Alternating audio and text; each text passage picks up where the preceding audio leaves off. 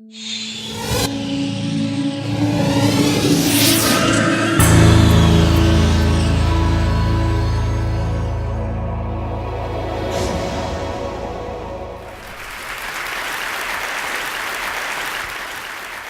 is the venue where, as a young man, some of the music that I wrote was first performed.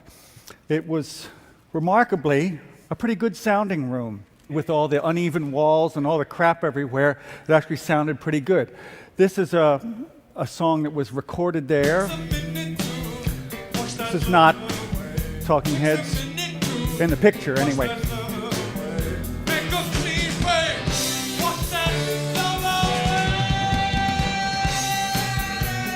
So, the nature of the room meant that words could be understood. The lyrics of the songs could be pretty much understood. The sound system was kind of decent.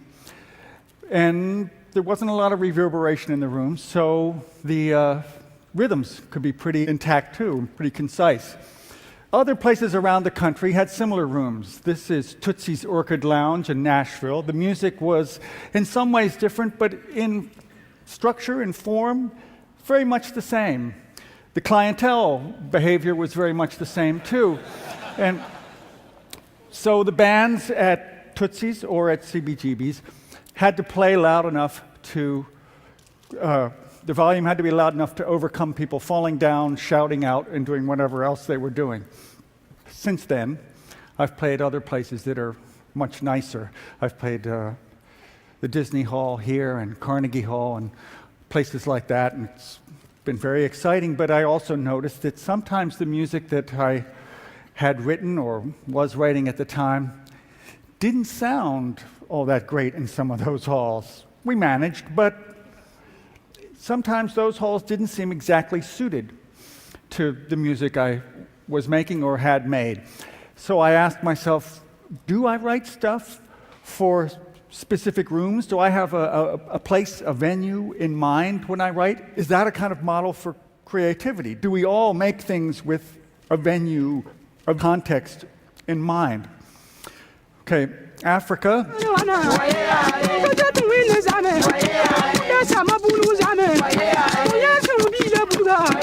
Most of the popular music that we know now has a big part of its roots in West Africa. And the music there, I would say the instruments, the intricate rhythms, the way it's played, the setting, the context, it's all perfect. It all works perfect. The music works perfectly in that setting. There's no big room to create reverberation and confuse the rhythms. The instruments are loud enough that they could be heard without amplification, etc., etc. It's no accident. It's perfect for that particular context, and it would be a mess in a context like this. This is a Gothic cathedral.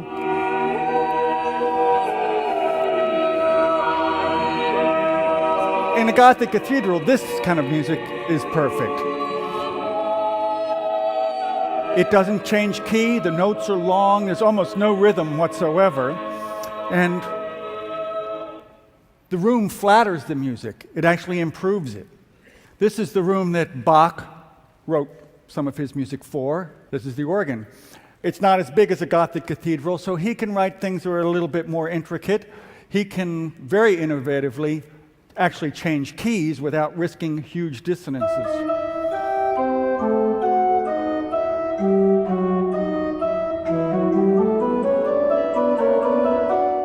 This is a little bit later. This is the kinds of rooms that Mozart wrote. I think we're in like 1770, somewhere around there. They're smaller, even less reverberant, so he can write really frilly music that's very intricate, and it works.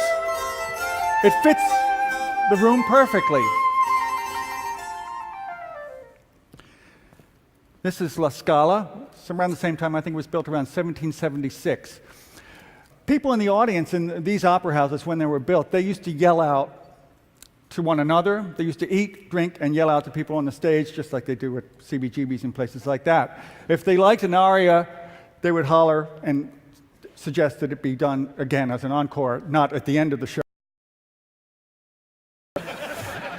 Well, that was an opera. experience. This is the opera house that Wagner built for himself. And the size of the room is not that big. It's smaller than this. But, well, Wagner made an innovation. He wanted a bigger band. He wanted a little more bombast, so he increased the size of the orchestra pit so he could get more low-end instruments in there.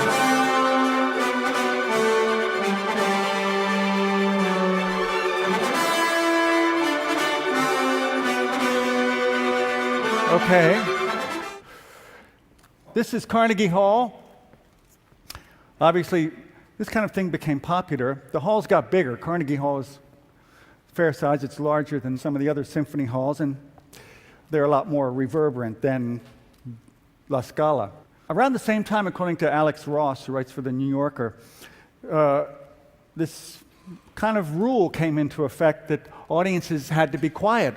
No more eating, drinking, and yelling at the stage or gossiping with one another during the show. They had to be very quiet. So those two things combined meant that a different kind of music worked best in these kind of halls.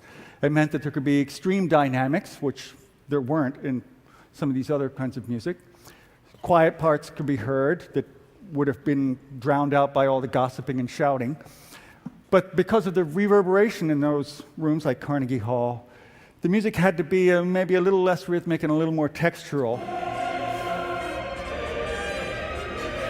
This is Mahler. It looks like Bob Dylan, but it's Mahler. That was Bob's last record, yeah. Popular music coming along at the same time. This is a jazz band.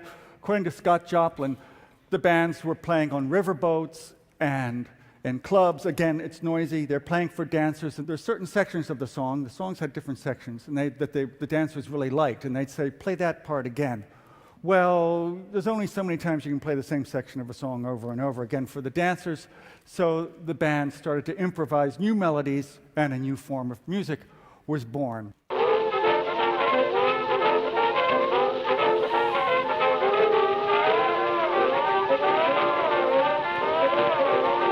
These are played mainly in small rooms. People are dancing, shouting, and drinking, so the music has to be loud enough to be heard above that. Same thing goes true for, okay, that's beginning of the century, for the whole 20th century popular music, whether it's rock or Latin music or whatever. It doesn't really change that much. It changes about a third of the way into the 20th century when this became one of the primary venues for music. And this was one way that the music got there. Microphones enabled singers, in particular, and musicians and composers to completely change the kind of music that they were writing. So far, a lot of the stuff that was on the radio is live music, but singers like Frank Sinatra could use the mic and do things that they could never do without a microphone.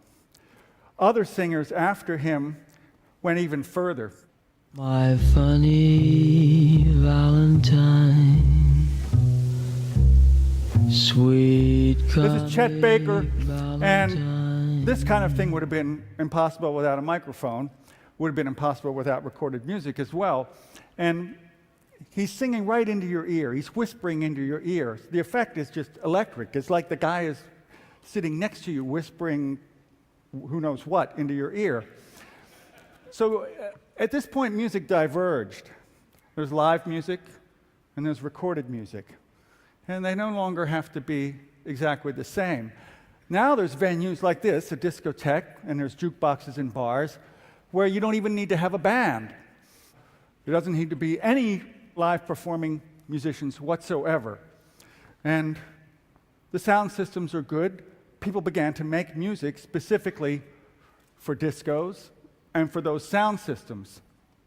And as with jazz, the dancers liked certain sections more than they did others. So the early hip-hop guys would loop certain sections. I am Wonder Mike, and I like to say hello. And To the white, the red, and the brown, the purple, and yellow. But first, I gotta...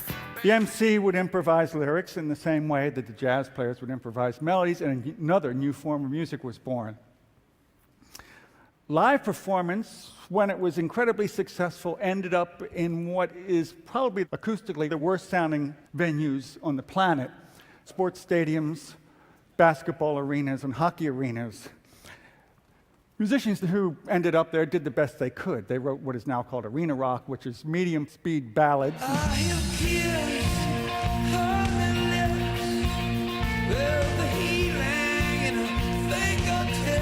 They did the best they could, given that this is what they're writing for. The tempos are medium, it sounds big. It's more a social situation than a musical situation. And in some ways, the music that they're writing for this place works perfectly. So there's more new venues. One of the new ones is the automobile. I grew up with a radio in a car, but now that's evolved into something else. The car is a whole venue. Who you with? Who you with? Who you with? Get crop. Who you with?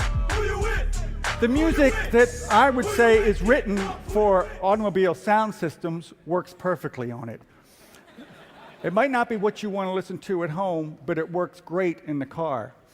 Has a huge frequency spectrum, big bass and high end and the voice kind of stuck in the middle. Automobile music you can share with your friends.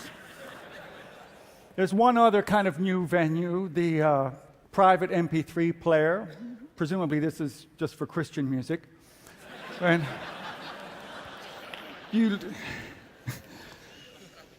and in some ways it's like Carnegie Hall, or when they were told the audience had to hush up because you can now hear every single detail. In other ways, it's more like the West African music, because if the music in an MP3 player gets too quiet, you turn it up, and the next minute your ears are blasted out by a louder passage. So that doesn't really work. I think pop music mainly, that's written today, to some extent is written for these kind of players, for this kind of personal experience where you can hear extreme detail, but the dynamic doesn't change that much. So I asked myself, okay, is this a model for creation, this adaptation that we do? And does it happen anywhere else? Well, according to David Attenborough and some other people, birds do it too. That the birds in the canopy, where the foliage is dense, their calls tend to be high-pitched, short, and repetitive. And the birds on the floor tend to have lower-pitched calls so that they don't get distorted when they bounce off the forest floor. And birds like this savanna sparrow, they tend to have a buzzing type call.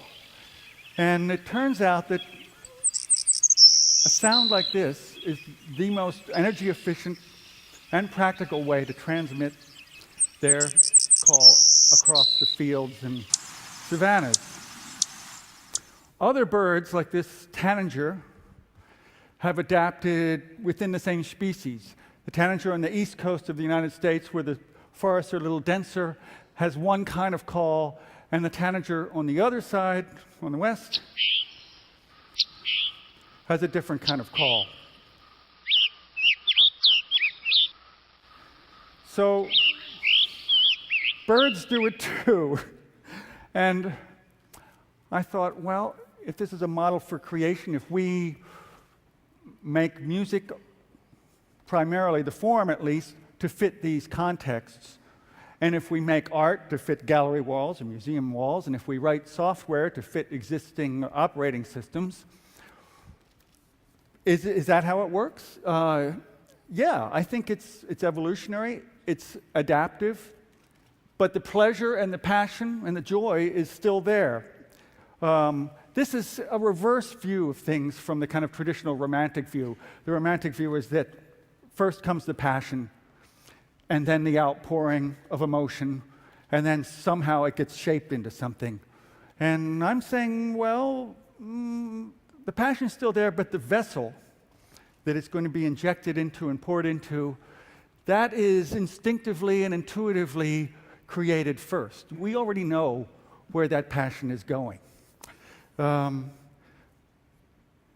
this conflict of views is kind of interesting. The writer, Thomas Frank, says that This might be a kind of explanation why some voters vote against their best interests. That voters, like a lot of us, assume that if they hear something that sounds like it's sincere, that it's coming from the gut, that it's passionate, that it's more authentic. And they'll vote for that.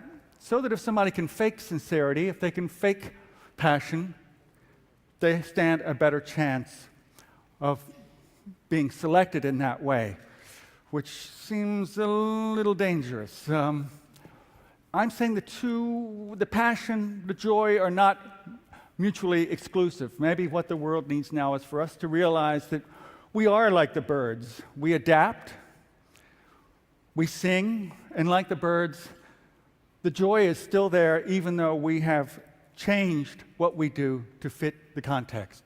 Thank you very much.